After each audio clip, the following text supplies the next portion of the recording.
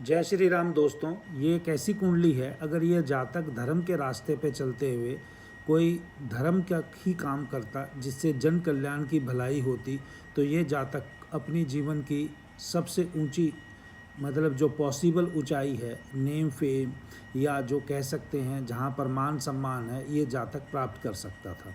लेकिन अगर ये मान लो जातक सेवा भाव से धर्म के रास्ते पे चलते हुए कोई काम नहीं करेगा, तो इसका प्रोफेशन कभी भी सेटिस्फाई होता हुआ नहीं दिखेगा। अब आप देखिए, प्रोफेशन का कारक जो है विशेष रूप से शनि बनता है, और शनि की यहाँ पर जो सातवीं दृष्टि है वो सीधा गुरु के ऊपर जा रही है। और गुरु के ऊपर जाने से तो जातक का स्कोप जो है चार्ट में वो ये बताता है कि उसको शनि गुरु का जब भी संबंध होगा, जातक को धर्म के रास्ते पे चलना चाहिए। और अगर इसी चीज़ को हम D10 चार्ट से, क्योंकि D10 चार्ट आपके कर्म को दिखाता है, और यहाँ शनि केतु चंद्रमा के साथ अष्टम भाव में चले गए, और शनि भी जो है वो खुद स्वयं अष्टम भाव में चला गया। शनि मून केतु अष्टम भाव पे जब जातक विशेष रूप से दूसरों की सेवा के भाव से, जैसे इंश्योरेंस सेक्टर में हो गया, हेल्थ सेक्टर में हो गया, उसमें काम करता, तो ये जातक अपने जीवन की सबसे जो ऊंचाई पॉसिबल है वहाँ पर पहुँच सकता था।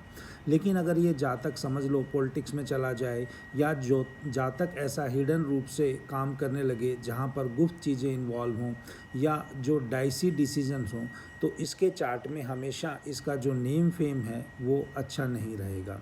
वो ऐसा क्यों हो रहा है ये आप इसकी कुंडली में देख सकते हैं। गुरु जो है D1 चार्ट में, गुरु जो है D1 चार्ट में यानी राशि चार्ट में रेट्रोगेट है, लेकिन 10वें भाव में है। और जो यहाँ पर इसकी कुंडली में D10 चार्ट में है गुरु, वो छठे भाव में है। छठा भाव हमेशा वो भाव को दिखाता है जहाँ पर आपका कर्म जो है बाकी जो लोग हैं उनकी सेवा करने के लिए निकला है। अगर गुरु एक काउंसलर का कारक है, गुरु एक एडवाइज़र का कारक है, और गुरु D10 के चार्ट में अगर आप देखेंगे भी तो 11 नंबर भाव का और अष्टम भाव का स्वामी होके छठे भाव में बैठा है।